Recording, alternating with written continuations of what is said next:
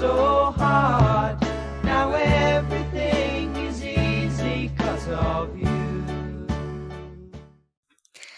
Hi, everyone. Welcome back to another episode of Thoughts for Rent, Realtors Keeping It Real. I am Ireland, and this is Jenni McKenna, keeping it real, baby. See my little real dance? There we go. And she's come back with a little bit of a tan. So she was on vacation. So she's back now. Where were you at? I went to Jamaica. How was it? It was so relaxing. It was so nice. Max, who just did an episode a little earlier, he looks so dark and tan, and he made a comment about it. He's like, yeah, we just got back from Jamaica. I look like I've been to Jamaica, but this one doesn't. And you know what I said? Because I use sunscreen, which you should use. True. You shouldn't burn your face like that. We have some tanning competitions in the office, though. We have some pretty good tanners in the office. And so the big thing is always who can get as tan as Max in the summer. So it's a pretty consistent challenge that people try to do. And he's got a pretty darn good head start since we were just in Jamaica for 10 days. So they were in Jamaica also during Easter. Yes. And while you were in Jamaica, any fun, exciting news that you received on vacation? I've done a lot of vacations, obviously being owner broker of McKenna Property Management. And one of the things is I have the most amazing team, and they allow these vacations to happen without having to call me, email me, text me. So really, I get to go down there wherever I'm at and not worry about work. So when I got the call on Monday, I was like, what the heck? And the call was this. Hey, Jenni, I hate to call you while you're on vacation, especially because it was the last day of vacation, but we've been robbed. And my heart just went right into my stomach. Honestly, I almost felt like I was going to throw up because I was like, are you kidding me? We knew on Sunday. And we've been at this location 10, 12, 13 I'm going to say, years? I think this is year 11. Year 11. Year 11. Yeah, because we're in 2025. So yeah, it's year 11. And we've had little weird things that have happened. The funnest one, or the funniest, I shouldn't say it's great, but it's funny. We used to have a slot in the front door where you could just drop the rent checks off into the front door. And this was years and years ago. And we came in one Monday morning and there was those Pixie sticks, those really big Pixie sticks. Somebody had gummed it together. They had chewed gum, put gum between 3 Pixie sticks, stuck it into that thing and retrieved some cashier's checks and some rent checks. That one was, but they got him, and they actually, Walmart actually cashed him, which is beyond me. So there's always been little weird things, but nothing like a full break-in. So when I got the call on Monday, it was awful. Yeah. So I came into the office on Monday, and there's 2 entrances, and I always take the side entrance because it's the closest one to my office. And as I'm walking through the side entrance, there's all this weird gunk on all of the doors, almost as if someone took a mixture of flour and water and then just splashed it on the doors. So at first I was like, why is all this nasty gunk here? It was on the main door and it was on the side door. I end up coming into the side door, and then I end up going into my office, and 3 of my drawers are open. And so, which I'll come in after a weekend because we have cleaners and things will be moved around. And so I kind of was not shocked, but I also was they're usually not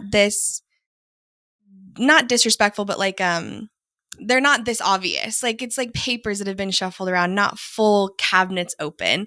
So I was like, this is strange.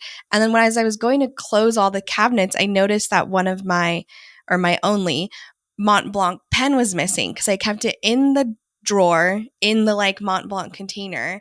So then I immediately thought, oh, someone in the office is pulling a prank, and they stole my pen, and it's an Easter Sunday prank.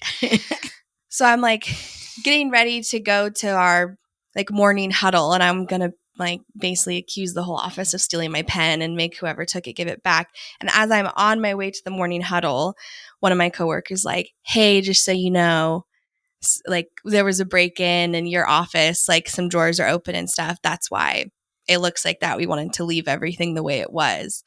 So then I was like, okay, I guess I shouldn't yell at anyone that they Doesn't stole it- my pen. Doesn't it feel weird that after you found out somebody was rummaging through all your stuff and stole your Mont Blanc, don't you feel like they invaded like your space? Isn't that weird? Absolutely. And I definitely they are not including the software and not including the things that the company provides. That was the most like expensive thing in my office. But I have some like, I don't know, my diplomas in my office, and like I have a couple like figurines in my office. So I kind of was a little nervous that they had taken more. I guess they didn't want my diploma. They just wanted my pen. So I didn't have to worry about that. The funny thing is they took the Mont Blanc, and then this beautiful laptop was sitting right behind it, and they didn't even touch this laptop. Yeah. So I don't know. It definitely, we have learned more information since then. We have learned that we weren't the only one that got hit in the building. The building consists of 3 other companies on the downstairs, and then the upstairs is being completely rehabbed. It's a fertility clinic that's getting rehabbed. So there's tons of construction work that's going on there all the time. They're about 90 days from being finished. So we found out that the mortgage company across the hall got ransacked. They got all of the monitors. They dug in all of the drawers. They took personal information. It's really pretty bad. And then we talked to the medical facility that's behind us, and they also got a little ransacked, but more about prescription drugs, not like, oxycodone or anything like that, but just some kind of prescription drugs, and also some computer stuff. Yeah. So the fact that we got, and I feel bad that Ireland lost her Mont Blanc. Stolen, but the fact not that lost. that they stole that. They ransacked a couple of our drawers. And then the biggest thing is they took keys for our vacant homes. Yeah. And that was the bummer. And we didn't even realize that until we were preparing a key bag for a resident to come in and get. So I think it worked out. Again, good karma, and just all around. It was a bad situation, but it was the best of a bad situation because we found out same day. All the keys were a vacant unit, so we were able to get them all rekeyed. Nobody had to necessarily be involved in that process because nobody was living in the homes. But we theorized, because the way it happened is the power had gotten shut off. And so that's kind of how access was gained, was because electricity was down. So when you bring up the laptop, my laptop sits on top of a like stainless steel black fridge. Uh-huh. So because there was no light in the office, my theory is that they didn't even see it because it was just blending in, and they were like using flashlights and they just like didn't even notice. Ireland, you might be right, because your office has absolutely no outside light. Yeah. It has no window or anything else. It would all be artificial lighting. Yeah.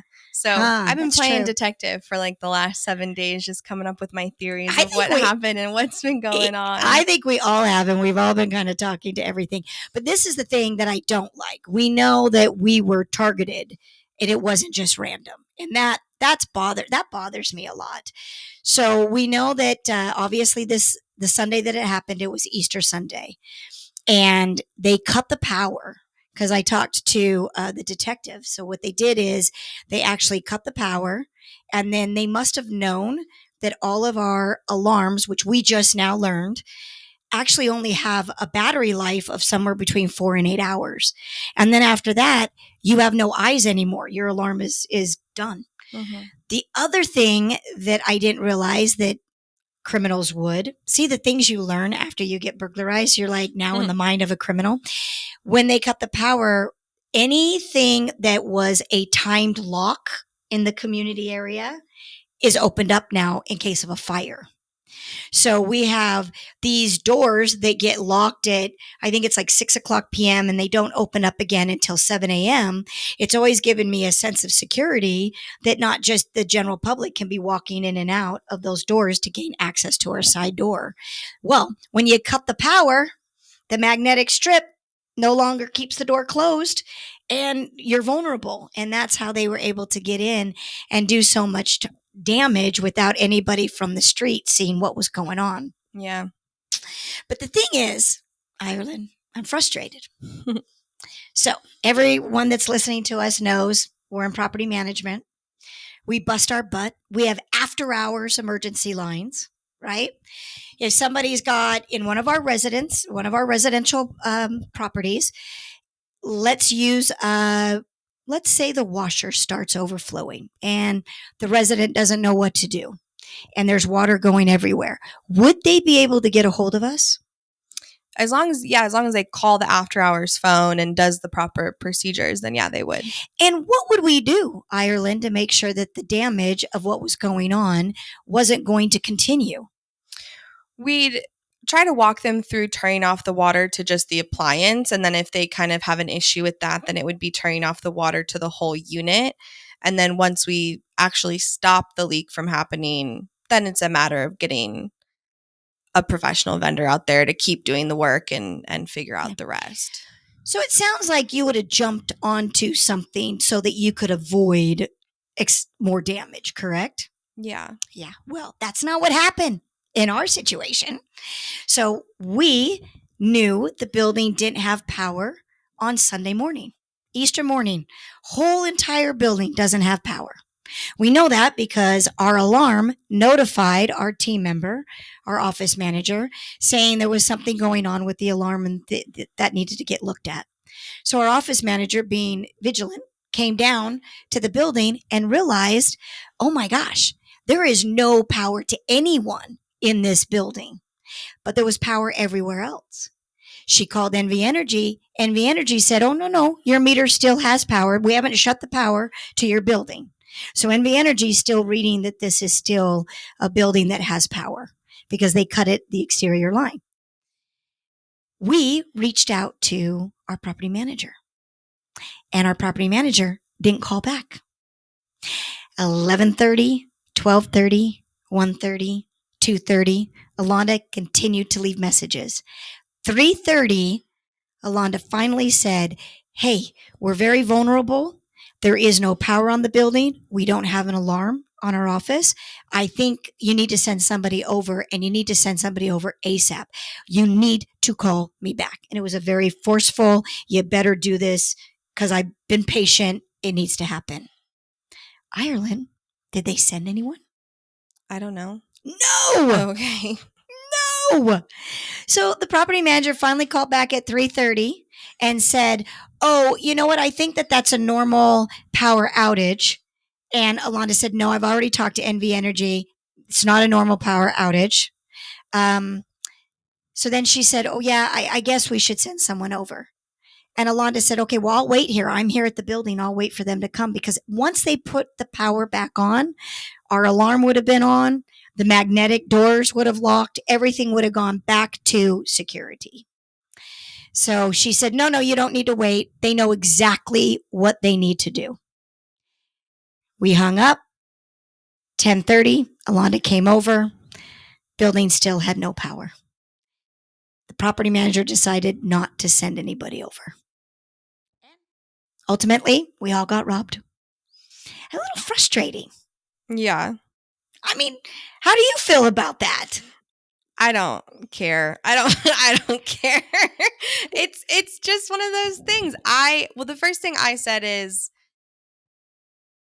I don't know all those details. So I guess I don't have the ins and outs. I don't have the phone receipts. I don't have any of that communication. All I know is that if I did say I was going to send somebody out, I would send somebody out. I just don't know. That wasn't my story. Like, I don't know what Alonda went through. I just get frustrated because as a property manager, we work so hard for communication with our residents. We really stay on top of anything that somebody would have called and said, we have no electricity, or there's a leak, or anything that could do possible damage. We jump on it. It's an emergency. And I feel like we were just passed over. It was Easter. This person didn't want to deal with us. It's a commercial building. So a lot of times there's not a lot of emergencies. We deal with a lot of emergencies because we have individual houses. But I mean, I'm still paying rent. I'm still a resident here. I still would like my office to be secure. I'm paying for power to be to my office. So I'm a little frustrated. I got to tell you, I think this could have been totally avoided. Granted, I know it was a professional job. But I think that if the power had gotten turned on Sunday, which it was absolutely could have if she had sent somebody out, we could be sitting here today without a podcast talking about our burglary. Yeah. So, a little frustrating. I can't believe you're not frustrated. I mean, I'm not. Everything. I guess I can't speak about the other companies because they got hit more. But at least from what I know, they never gave you like an emergency line, or they don't have a protocol for. I just feel like commercial's so different, and I'm not saying that commercial places shouldn't have an emergency line. They because should. They should, and everyone should have that, necessity. But if we signed a lease and didn't receive the emergency information or how to, like, that's what I'm saying, is that when we onboard or sign a lease with someone, we tell them exactly how to reach us if there's an emergency. We, as people, didn't ask those questions when we moved in because True. we made the assumption everything was going to be okay because it's just a commercial building. But we did find the emergency number, and we did call the property manager. It took us a little while. It took us from about 9 a.m. to about 11:30 a.m. But we did ultimately get that number. And then the individual just decided that it wasn't important enough to do anything about. But with everything life throws you, there's always a lesson to be learned. And I do think we learned some good lessons from this. Would you agree? Yeah. So as Ireland has already explained, her Mont Blanc stolen, ruffled through a couple of our drawers, took our vacant keys for our vacant properties, for our residential properties. But one thing that I never realized until this happened, we were always preparing key bags for residents so that it would be super convenient when they come in.